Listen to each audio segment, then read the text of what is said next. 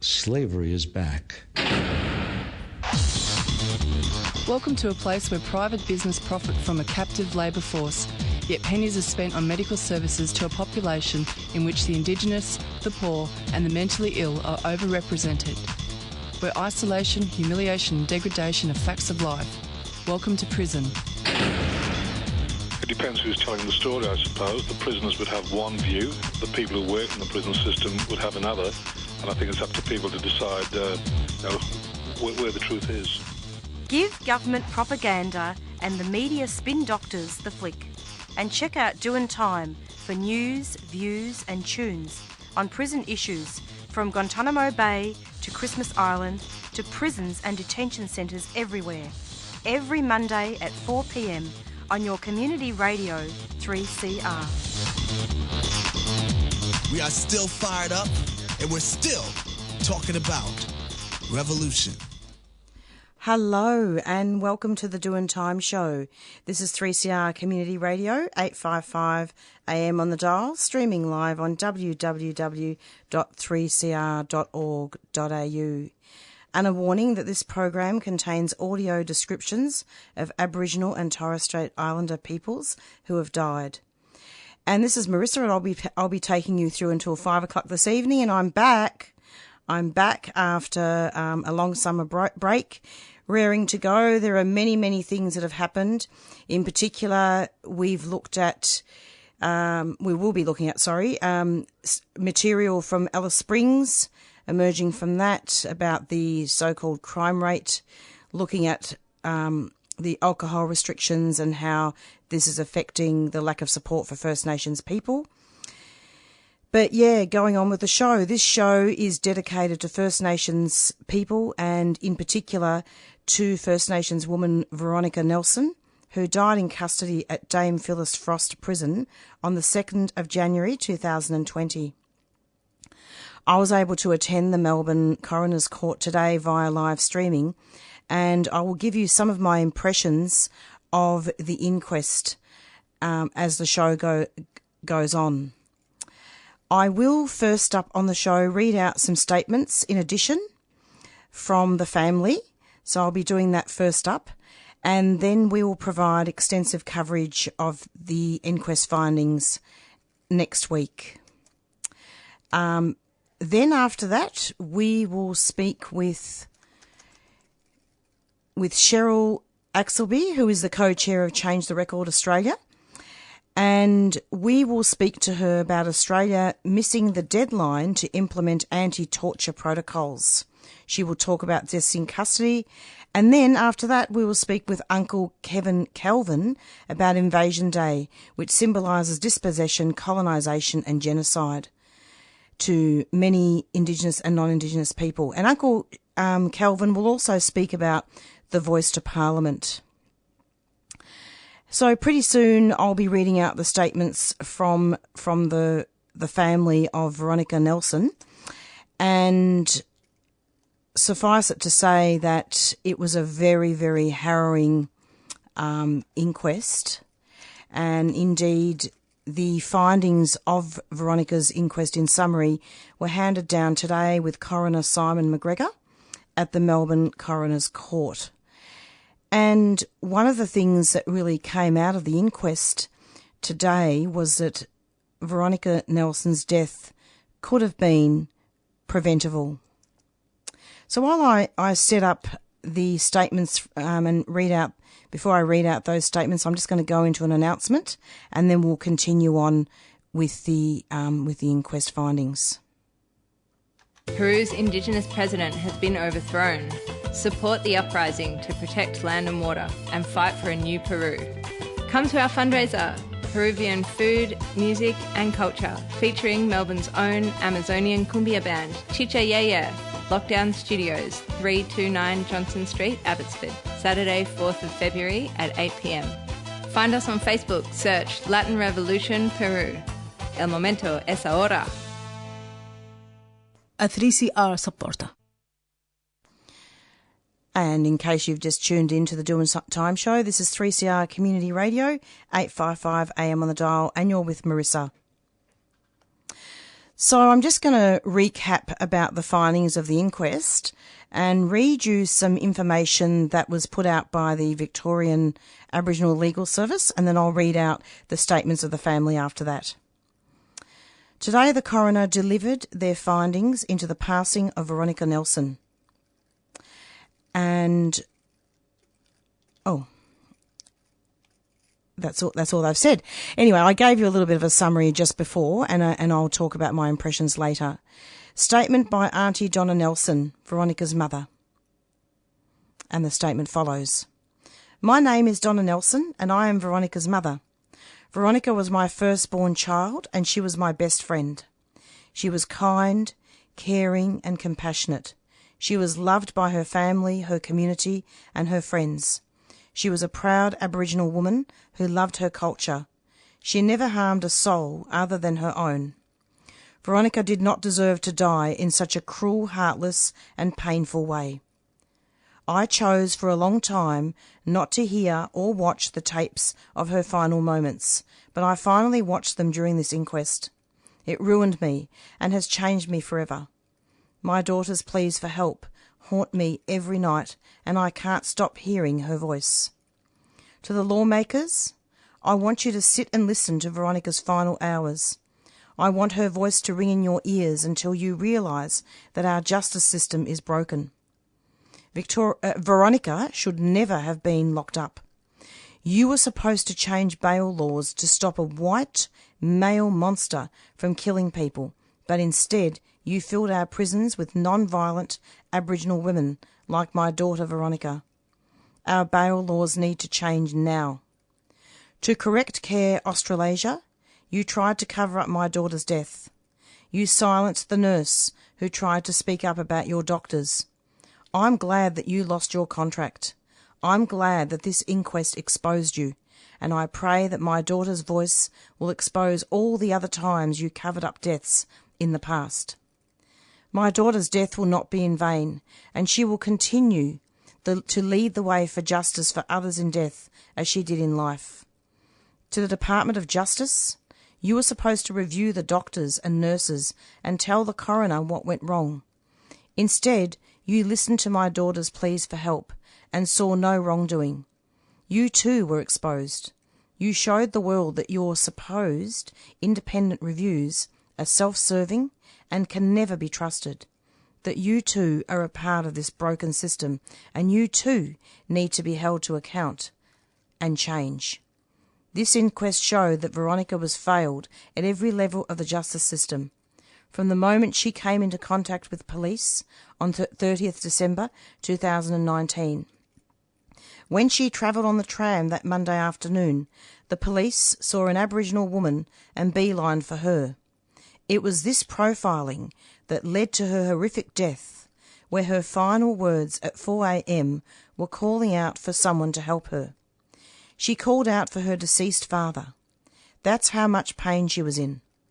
The response from the prison guard was to tell her to stop screaming as she was disturbing the other prisoners. As her mother, this will haunt me until the day I die. I hope it haunts all of you who didn't help my daughter when she needed you the most. The system continued to fail her after her death too. The prison, Dame Phyllis Frost Centre, Department of Justice, Justice Health, all said that my Veronica's death didn't need an inquest, that there was nothing to see here, business as usual. You patted each other on the back for a job well done in your debrief. Aboriginal women being incarcerated and dying in custody is so normalised that there would be no inquest if it weren't for the bravery and care of Coroners Court, who saw that Veronica's death wasn't right. To Coroner Simon McGregor, I thank you for listening to my POCM. I thank you and your team for your bravery. I thank my legal team, Robinson Gill Lawyers, Ali, Rishi, Stella, for standing by me and fiercely fighting for my daughter. I want to thank Megan, April, Crystal, Tarneen, Troy, Stacey, all the interested parties and the experts who helped expose this broken justice system. I thank everyone who listened to my POCM and who have fought for her dignity and for justice. I want you all to listen to my Poccum and remember her voice and to stand with me to demand a better justice system. Her death never should have happened, and I want you to fight with me and make sure that no other mother has to bury her child due to the racism and cruelty of individuals and the racism and violence of a broken justice system. I will not let my Poccum's death be forgotten. I urge you all to remember her too and support our family in our continued fight for change and for justice for my daughter. My Poccum should not have been locked up. She should not have begged for her life. She should be here with me today. If we do not change bail laws today, it will be someone else's daughter tomorrow. To the Premier Daniel Andrews, you should hang your head in shame. You need to do your job and get our daughters out of prisons. No more cover-ups, no more unintended consequences. It's time to save our daughters. It's time to change the law. It's time for Poccum's Law. Aunty Donna Nelson. Statement by Uncle Percy Lovett, Veronica's partner. Veronica was the love of my life. We were together for more than 20 years, and we did everything together. She was a kind and loving girl who would always help people, no matter who they were. She taught me everything I know about Aboriginal culture. I came to court every day, and now I know how Veronica died, how she died in pain, begging for help. Every night, as soon as I shut my eyes, I can hear her crying out, "Daddy, Daddy, Daddy." She's really hurting. I know every bit of pain she was feeling. When you've been with a person that long, you know how they bear pain. The prison guards, doctors and nurses, and all the people in charge neglected her and let her die. They were cruel and racist. They lied to her, laughed at her, and told her to stop asking for help, all while she was dying. They treated her like she wasn't human. The other women in prison were the only ones who tried to help. Veronica shouldn't have died. All she needed was to go to hospital. If she was at home, I would have taken her. Then she would be alive today. We would still be together. Veronica should never have been in jail in the first place. The police officer who arrested her was off duty. She was just walking down the street minding her own business. She wouldn't have been picked up if she was a white woman. The police target us blackfellas. I was in court when Veronica applied for bail. No one came up to me or asked me anything.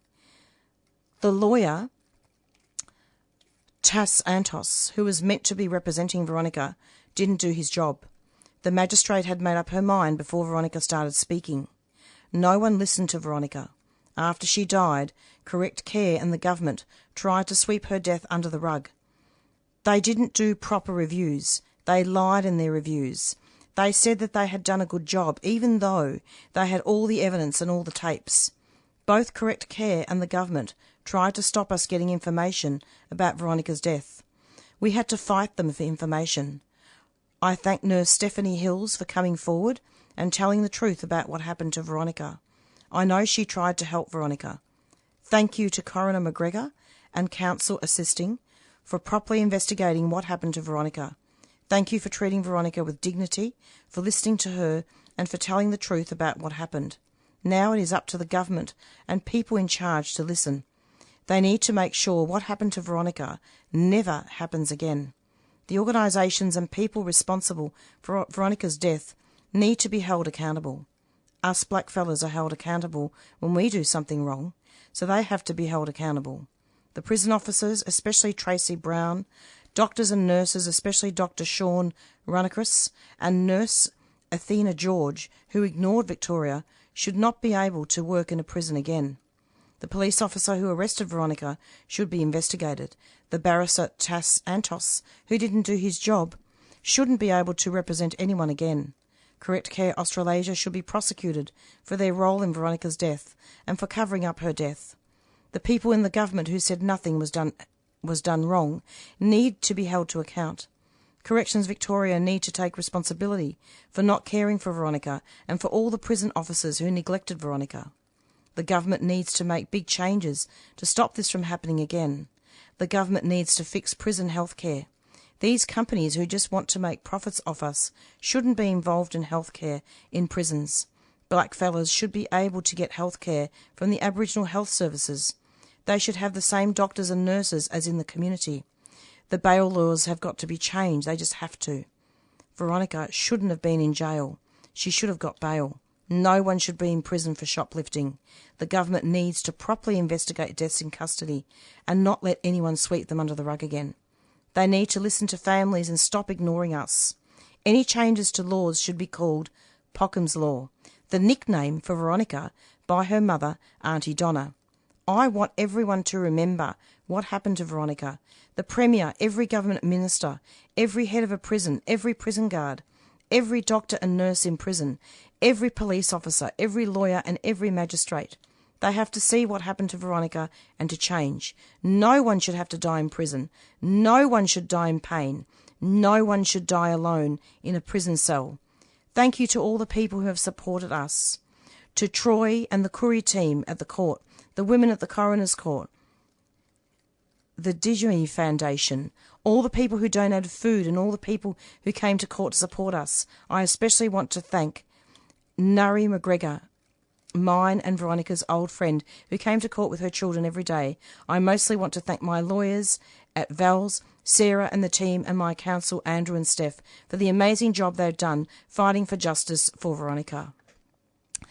And that's actually two statements that I read out, and I actually found these statements on the Victorian Aboriginal Legal Service website just before my show, and I'm really happy that I was able to read those out.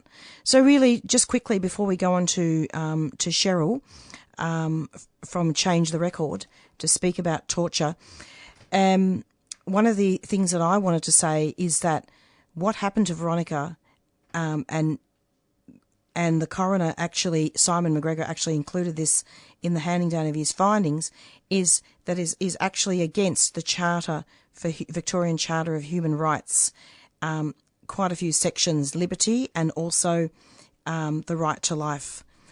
So I'm just going to go into a quick announcement, and we'll be going on straight to Cheryl from Change the Record.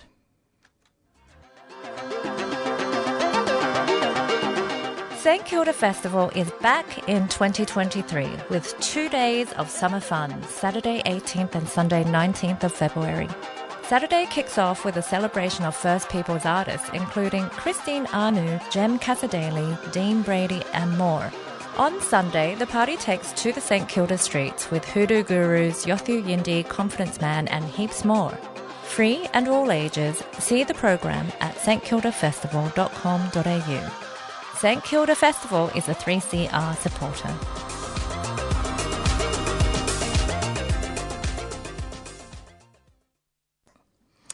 And you're back with the Doin Time show, and I'm sure that would have brought up a lot of issues in regards to what's happened with Veronica Nelson, to which this show is dedicated. Next up on the show, we're going to be speaking with Cheryl Axleby from Change the Record, and we're going to be speaking with her right now. Hello, Cheryl. Welcome. Hello. Lovely to have you. Sorry if we're a couple of minutes late. I really had to read out those statements by the family. Well, they're very important statements, and my heart goes out to the family. And for once, I'm going to congratulate the coroner for actually taking a stand, which we don't get too often in this country. Cheryl, it's very true. They really, he really took a stand and talked a lot about drug stigma, like the way that women, Aboriginal women in particular, and all women are stigmatised in prison for withdrawing from heroin. Yep. Let's talk more about this briefly later on in our interview. But welcome, Cheryl. Can you just introduce yourself with your full name and what land you're from? Yeah. So Cheryl Axleby. I'm from South Australia. I'm a Narungga woman, and my mum come from the York Peninsula in South Australia. Beautiful. Now, it's lovely to have you on. I think we had you on a couple of years ago, actually, in regards to other matters about deaths in custody. But I wanted to really talk about one of the latest media releases, and I believe you actually were quoted in there as well. Australia to miss deadline to implement anti-torture protocols. So, Cheryl, Australia faces a looming international deadline, which I think has already passed. It was on the 20th of January, to fully implement the UN's anti-torture protocol. And while that was going on, I interviewed Monique Hurley from the Human Rights Law Centre. She's a senior lawyer there. Yep. But could you talk to us about this and what's been going on? Well, what's been going on is, and this started way back when I was chair of National Aboriginal and Torres-Strait Islander Legal Services as well, pushing for Australia at the time to ratify the optional protocol to the Convention Against Torture. And what has transpired is, of course, that they made a commitment to do so, and here we are 5 years later, and the deadline has been missed. And also, I think it's also important to point out that, it's been over 30 years since the Royal Commission into Aboriginal deaths in custody of our mob. And, a recent Human Rights World Watch report highlighted that First Nations people continue to be overrepresented in the criminal legal system. We continue to face dehumanising, dangerous and torturous conditions in custody. So why wouldn't, the Australian government work with the states and territories to ensure, to address the alarming rates and the crisis that we have in our prisons? Why wouldn't they implement the OPCAT? It just does my head in, to be honest, to continue, that we're still here talking about it today. Me too. I just don't understand, Cheryl. What is it? Cover up or what? What's going on? I think implementing OPCAT is to ensure there's true independent oversight and accountability of police and prisons. And it's a critical step. It's independent. It's supposed to be independent towards the end of, the discriminatory laws, policies and practices that cause our people to die behind bars. And also last year, the UN Subcommittee on the Prevention of Torture had to suspend their visit due to the lack of cooperation from authorities in Queensland and New South Wales, who would not really allow them access, freely, independent access into their prison systems. And, it does raise the question, if there is not allowing such a body to come in and walk in and to be able to take an immediate, visit, it does raise causes of concerns as to why they are refusing this. Yeah, look, I don't understand. It's like Change the Record and the National Aboriginal and Torres-Strait Islander Legal Services and the Human Rights Law Centre. All of you are calling for the Albanese government to work with states and urgently commit to properly funding effective and independent oversight of all places of detention across Australia. Yeah. But doesn't it actually go a step further than that? I mean, don't we need to call on governments for decades to take the deaths and mistreatment and abuse of deaths in custody seriously? Look, we've got plenty of evidence. We've had evidence for decades upon decades. We've had a number of reports that have been released, only in the last 5 or so years. We've had the Royal Commission in Northern Territory looking into the terrible treatment of, young children locked up in detention over there.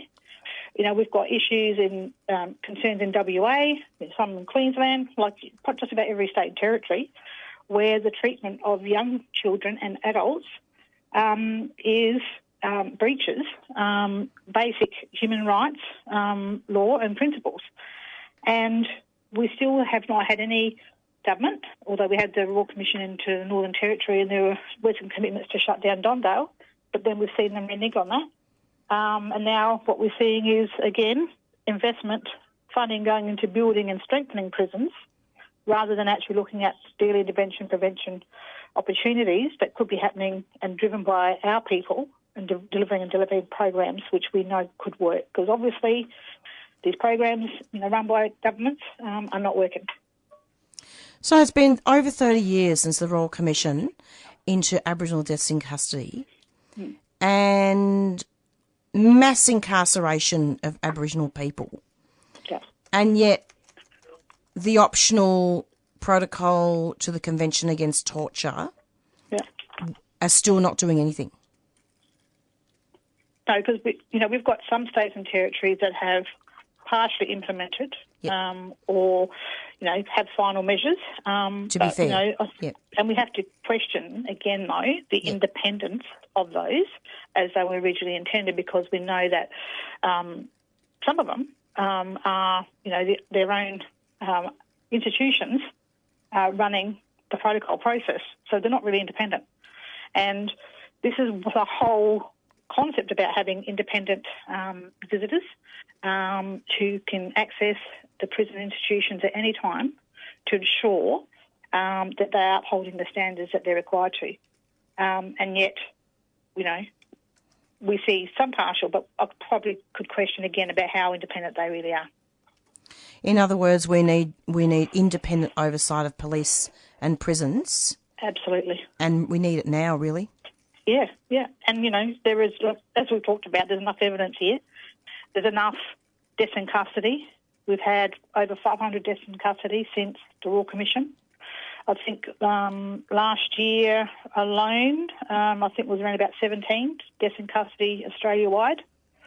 Our people, our adults, make up 30% of the total population, prison population, despite us only being 3.2% of the population. And our children, in particular, on the average day, 48% of our, close to 50% of our children, 10 to 17 years, are in the prisons nationwide. And recent data also shows that our mob are 6 times more likely to die in custody in comparison to non-Aboriginal people. How much more data and statistics do we need to convince governments that what they are doing is causing further trauma and harm, and in actual fact is creating trauma from when our mob are released, from prison, and also, causes, relates to recidivism, where our mob going back into the prison because they're not getting the supports that they need to be able to have better options, to be able to make better decisions, in regards to their life. And all of this is the impact of colonisation, the impact of the stolen children generation. We have had sorry, but sorry is not enough. What we need is investment in our communities, and we need our own communities developing their solutions. We've had enough of being told what to do. There needs to be a lot more community-controlled, Aboriginal-led organisations. A greater investment, absolutely, because a lot of our communities can deliver and run programs. And there have been some programs that have proven to work that are actually no longer funded. So we have a system that obviously, we have non-Aboriginal agencies actually, making profit out of the disadvantage of our people. So let's change the narrative. Let's look at more community control and driven programs, because one size does not fit all, and each community know what their needs are and what can be delivered. Indeed, and there needs to be more transparency and oversight. Absolutely.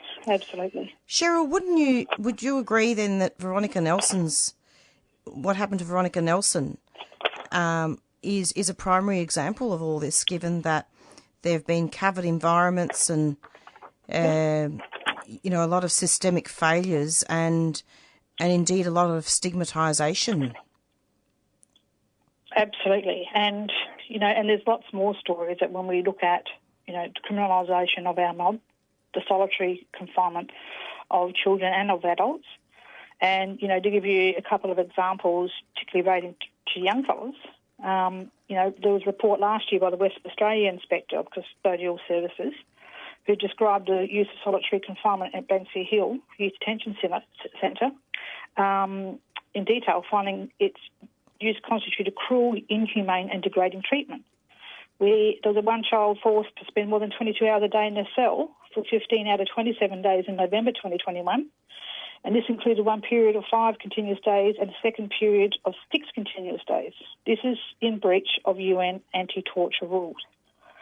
And also in the Northern Territory, was found on 17th of February 2021, 4 young children detained at Dondale Youth Detention were placed in separation following an incident of self-harm. And all these 4 children had complex needs as a result of, neurological impairment and complex trauma. And here we are locking up kids and isolating them when they're actually crying out for help, which is again in breach of the UN anti-torture rules. What we don't have here is accountability, and we need to not just have the OPCAT, but I think we need to have some criminal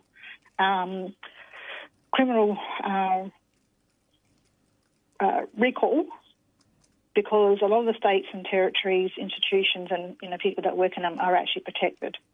And I think we've got to come to a stage when we're looking at the number of deaths that are actually happening and the cruel treatment that's happening to our people in custody, whether it be children or adults. The time has come where we need to start looking at, well, what else needs to happen? We have, legislation about when our mob, or any person out there in the Australian society commits an offence, we need to start looking at within institutions. Indeed, and one of those institutions actually is the bail laws. What's happened in Victoria, you've got overrepresentation of Aboriginal women in prison now. The bail laws that were changed were actually meant to, have people that have committed violent crimes. And in fact, Aboriginal women are now dying in custody and ending up there for long periods of time. Yeah. And this tough on crime approach that we have in this country, I call it the rack 'em, pack 'em, stack 'em sort of mentality that we have when, an offence is committed, and the community, of course, have every right to be upset and want to see change. But I don't think the community know enough about what's going on in these institutions to realise that they're not the place, if they're looking for rehabilitation, for people in the community who commit offences. And also, let's also be putting the cards on the table here that those bail laws are impacting our mob the most. We have the highest rate of remands, and some of our mob are doing longer on remand than they actually would do for a sentence. So we really need to look at the system, because I think it can be open to abuse, that when we have these bail laws, that there may be identified fellows that, police want to get off the street. And to be honest, I do believe that they can actually utilise those bail laws, to their benefit and to the detriment of our communities.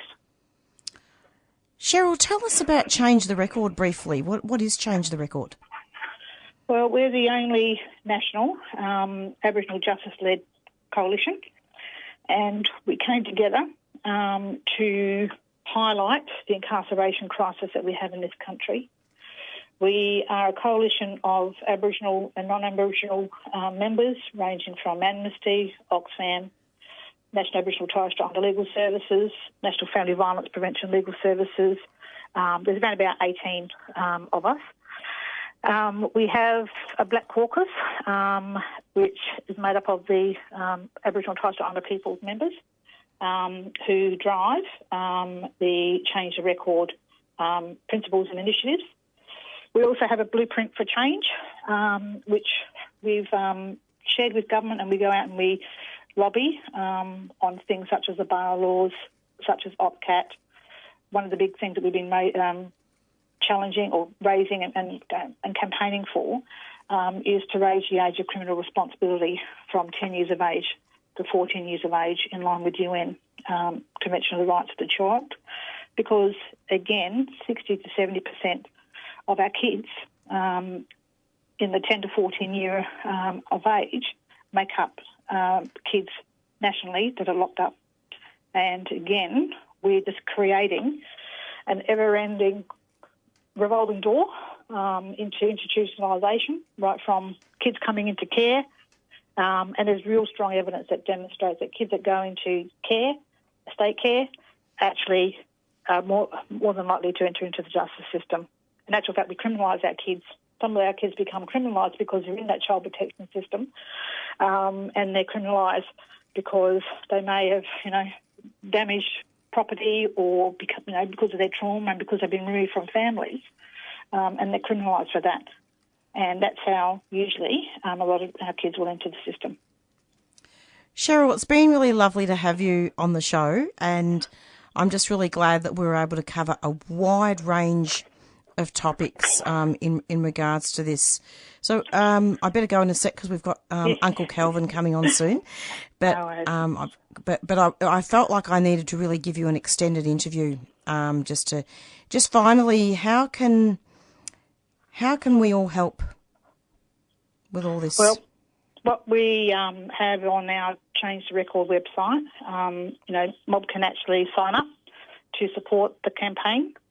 We also, ask you to contact your local pollies and let them know that you would like them to raise the age of criminal responsibility. We've had the Attorney Generals, again, all the Attorney Generals across the country looking at this for about 3-4 years, and we still have not had any implementation other than Northern Territory, who will only raise the age to 12 and yet to do so.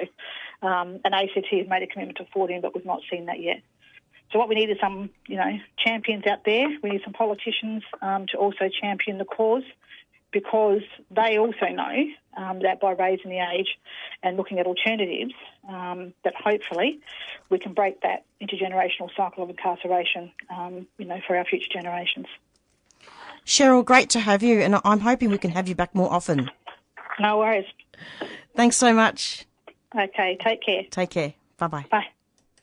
And that was Cheryl from Change the Record, speaking about a media release that was put out by the Human Rights Law Centre in regards to implementing anti-torture protocols and deaths in custody.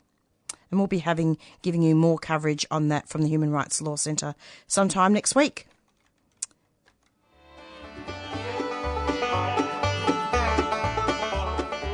Travellers Aid Australia is offering free scooter safety training sessions.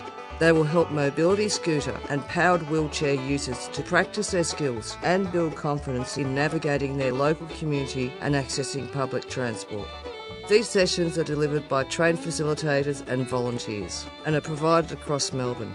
For more information or to register interest, visit travellersaid.org.au, call on 03 9654 2600 or email info@travellersaid.org.au. Travellers Aid Australia is a 3CR supporter.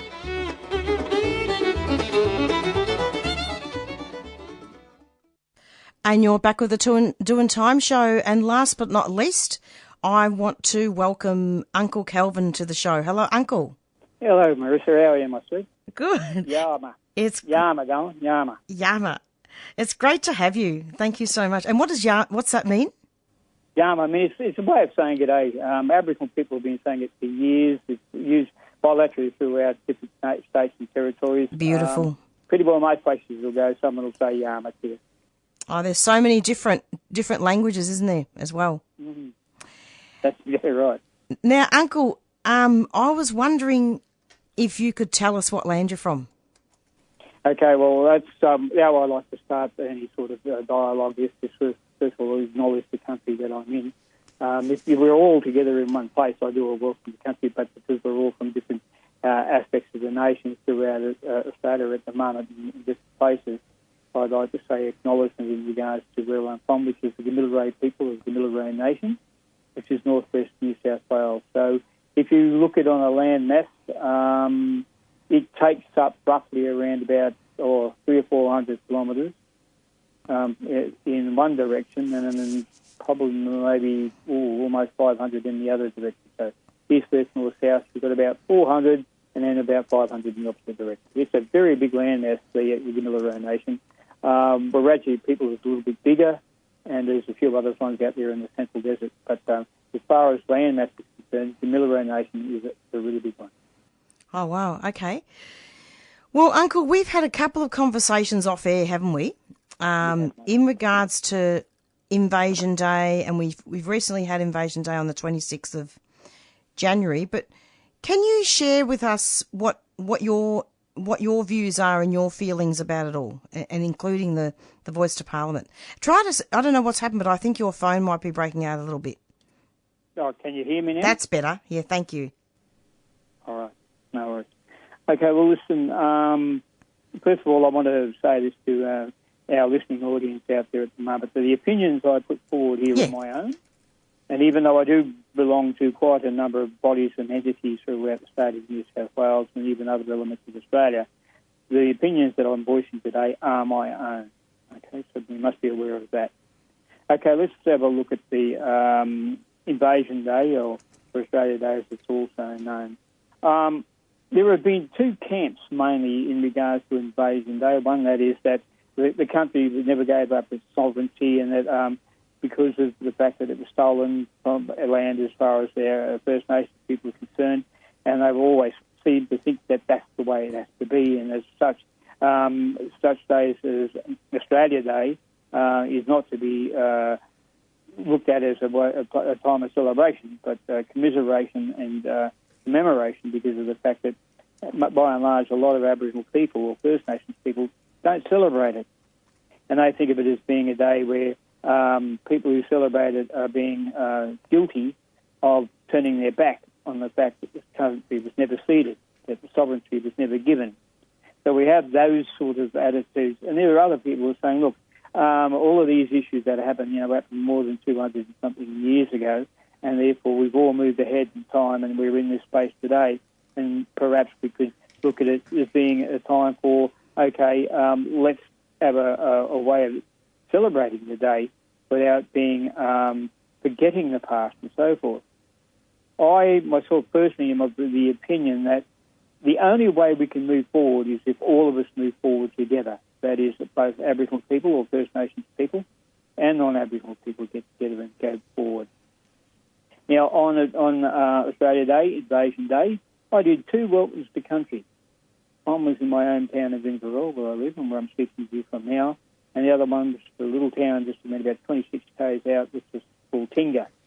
Now, both of these towns have got a reasonable sized population of Aboriginal people in them, First Nations people, and they all have the same opinion, that is, one, that we either celebrate it and commemorate it, or we're dead set against it.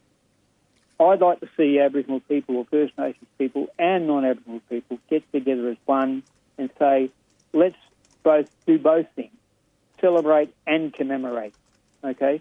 Rather than breaking it down as to, the worst of all evils or the best of all things.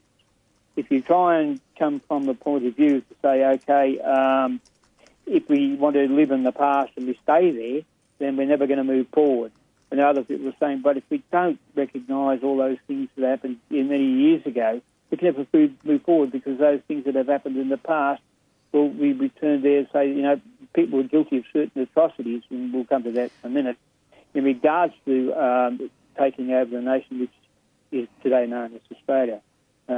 There are elements that will show that sit on the fence, and they say, well, it's neither one nor the other. The best thing I can say here is, if you want to get somewhere in the world, you can't do it by yourself. You're going to need to have the assistance of others. Everyone's got to move forward together, not separately. That's true. We need to be united, and I think a lot of the time, Uncle, what I've really seen with a lot of non-Indigenous people is that they say, things aren't happening now, but they are. I mean, looking at the Bringing Them Home report and all the genocide that's happening now, currently, with the child protection system, for example, a new stolen generation. Yeah, well, a lot of issues are occurring within systematic processes of government, both local, regional, state, and also federal, state, territory, and federal. One of them is that they said, incarceration rates would go down. It's actually gone the opposite way, and the First Nations people are now probably the most incarcerated of all of the nations within Australia, whether they be Middle Eastern background, whether they be Asiatic, or whether they be European.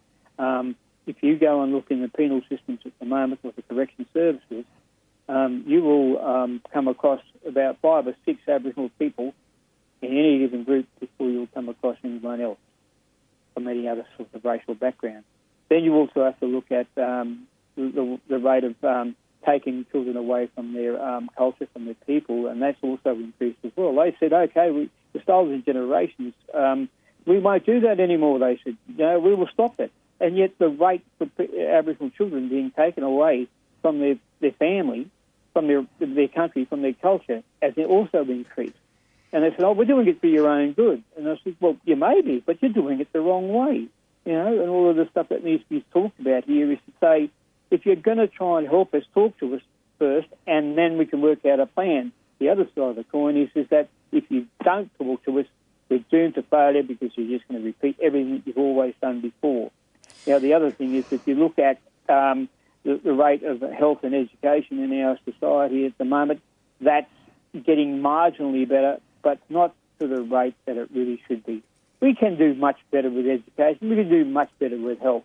But we have been moving forward, and which is good, but we need to do more in those spaces. What do you think about the voice to Parliament moving forward?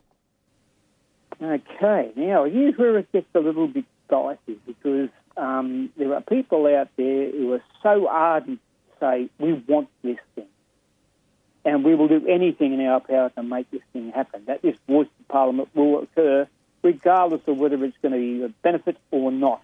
We want it to be there. And there are other people saying, we don't need it. We've already had a type of voice to Parliament there in existence already. And they say all we're doing is just reinventing an old wheel and pushing it out as a new wheel and seeing if it works. Now, my attitude is this. Yes, I would like to see a constantly enshrined voice to Parliament, but it has to be on the terms of Aboriginal Australians. And it has to be all of us. Currently, all of these think tanks that are going around and talking to people, one, they're only talking to specific groups of people, not a wider group or a wider selection within the community, both Aboriginal and non-Aboriginal. And I'll come to the non-Aboriginal bit in a sec. And the other side of the coin here is you have these people out there to say, we want to make sure that there is no vestige of an element that Aboriginal people then will start to make claims that they'll start to do things and turn the country into a black space instead of the space that currently exists, which is a polyglot of both black, white and Australoid, Euraloid, Asiatic people and all of those sorts of backgrounds. But the thing is, we've got to all get along. You know, the other side of the coin that I've spoken to many people about, both black and white, is this. We have to talk to everyone. They said, oh, well, we're talking to every black person we can get. Well, no, you're not. You're only talking to a specific few. You need to get out and talk to more. Okay, and the other thing is, there are white people in this too that are going to be saying, hang on, we want to support you, but how can we support you when you're not even supporting yourself? And that means that any support we can get outside of our own nation will not only not develop, it'll go backwards as well. And everyone says, oh, but hang on, this is a black fellas in the voice of Parliament. I said, yes, it is. But these white fellas too also have a vested interest because it's going to make changes to the Constitution. And these people who are First Nations people, their heart is in the right place. They want to support us. But how can they support us when we don't even know what's happening within our own communities and talking to each other and all of that sort of stuff? And what we need to do is to make sure that we are talking to people, that we are talking to everyone, not just a specific few. So I understand what you're saying there. So there's 2 points coming from here, Uncle. So you're saying really that all Aboriginal people and clans need to be consulted. That's the first point. And you're also saying that it's all about unity, that we've got to have unity. Yes, that last word is it altogether. We've got to have unity. Everyone, not just our First Nations people, but everyone in this country. The only way we can get through this is together. You know, as far as the elements of people in the nation turning around and saying that they want to be consulted. You know, I was speaking to someone from the Daily Telegraph a couple of weeks back, and I said, what I'd like to see is the following, that they have a road show where they go, the parliamentarians and their think tanks and all of that sort of stuff, like, jump on a couple of buses, maybe half a dozen or something like that, you know, and travel to every single state and territory and go and speak to everyone. Go into a town hall and say, today we're meeting everyone, both Aboriginal and non-Aboriginal, and have everyone's voice heard and talk about certain issues and specific issues. You know, they'll say, oh, that'll take a long time, it'll take a lot of money. So bloody well what? At least you're talking to someone and you're talking to the people that are on the ground. So jump on those buses, go out there to every state, every territory, go to the town halls, go to the halls, you know, like community halls and all of that sort of stuff. Go and book a park out, you know, put up a whole pile of pavilions and say, all right, everyone, come forward and speak your piece. And we will record what you say, we will take it away, we will then digest it, we will pull it apart, put it back in, and say, this is what we found out. That's the way it should be done. Because at the moment, the government is only talking to specific people, and I'm pretty sure about specific questions, when really it should be a bit, yes, definitely specific, but also some of those questions could be more general in ideology to say, okay, how do you feel about these things? You know, how does this feel emotionally to you, and how is your attachment to it? White people say to us, "Oh, you blackfellas always get the ideology that you claim land and that because you think you own it." And I said, yeah, what about the idea that a farmer goes out there and he loses his farm? Doesn't he have an attachment to his farm? Exactly. It's the same as Aboriginal people with their land. And all of that goes with it, you know, all the river systems, all the animals, the environment that goes with it, and everything that you could imagine. What we've got here is these people that are going around and they're not talking to the right people, they're not taking their time, and they're not talking to everyone. And that's the thing. We've got to talk to everyone, and we have to have unity. We do. Uncle, thank you so much for coming onto the program, and I'm hoping that you can come back again and we can chat about this a bit more.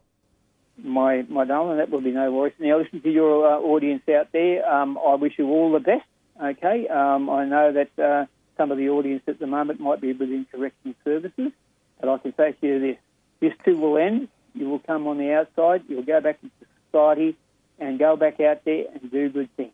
I know you can. You've got it within you. Thank you kindly.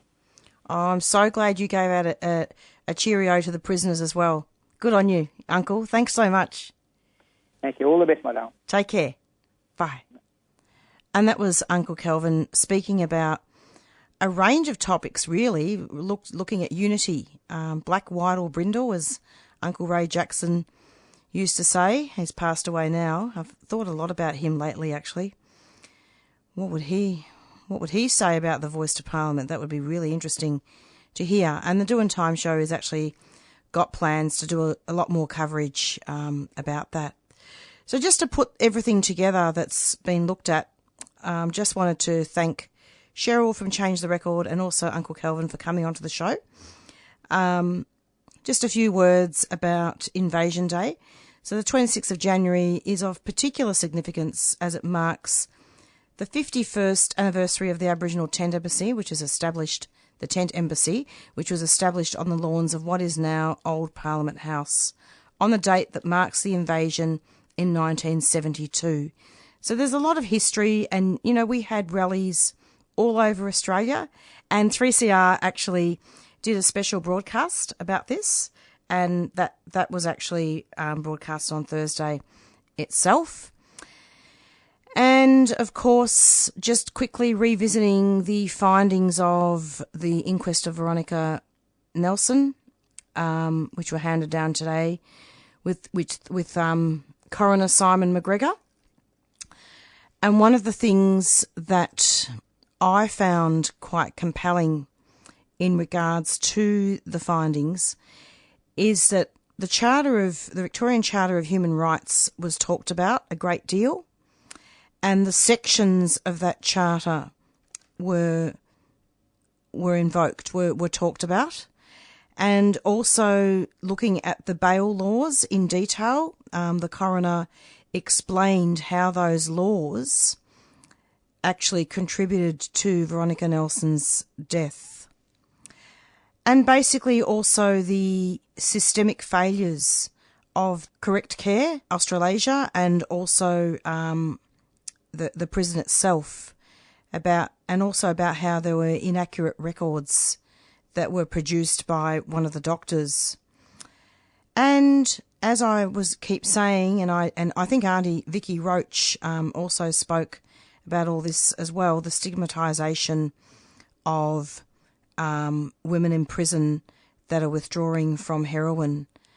And there is actually a stigma because, the officers or the staff might say, oh, well, that you're coming back to jail, you shouldn't be taking drugs, and you're withdrawing. So also just to let listeners know that Veronica Nelson did also die of a very rare condition, I believe, of the stomach. So the vomiting was all attributed to withdrawal. And I think that these findings really have looked at a lot of systemic failures, and not only systemic failures, but as I said, also stigmatisation. I'll be providing a lot more extensive coverage about this inquest in the coming weeks. It's approximately 4:54, and we have about 3 minutes left of our show. And thank you to our guests for coming on, and we're going to be going out pretty soon with our theme song, Black Fella, White Fella by the Rumpy Band. We've got Climate Action coming up next. About a minute left and I'm out of here. And stay tuned every Monday from 4 till 5 for the Doin Time show. And it's goodbye from Marisa. Take care of each other. Third time lucky. Bye. You've been listening to a 3CR podcast produced in the studios of independent community radio station 3CR in Melbourne, Australia. For more information, go to allthews.3cr.org.au. Black fella, white fella, it doesn't matter what you colour, as long as you a true fella, as long as you a real fella.